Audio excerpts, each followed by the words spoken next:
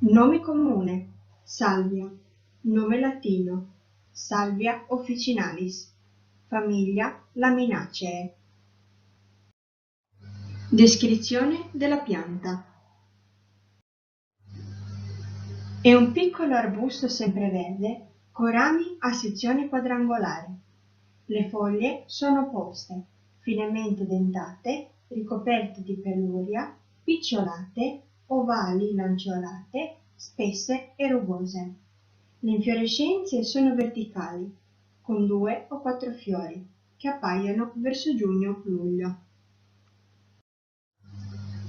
Habitat.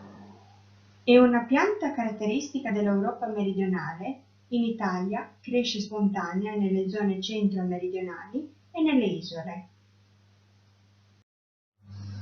Parti utilizzate della pianta.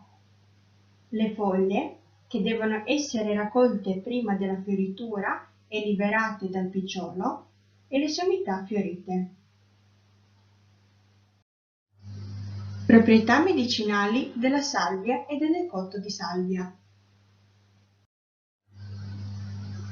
Una delle proprietà è quella di protezione del cavo orale.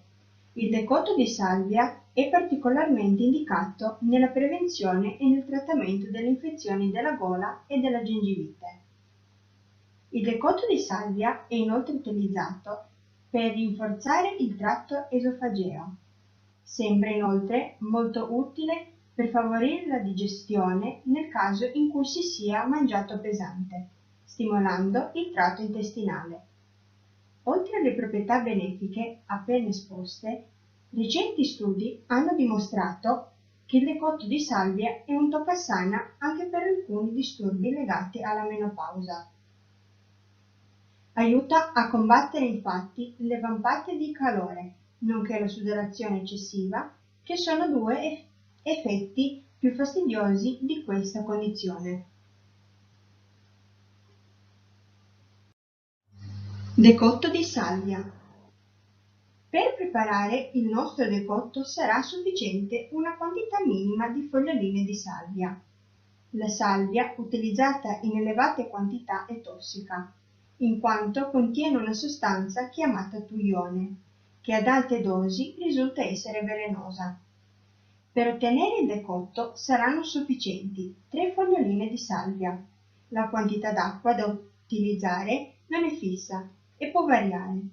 Per il numero di foglioline indicate consiglio 320 g di acqua. Prima di mettere a bollire l'acqua è necessario lavare accuratamente la salvia, soprattutto se proviene dal nostro giardino. A questo punto si immergono le foglioline e se le mettono in acqua fino all'ebollizione. Ora passiamo al video.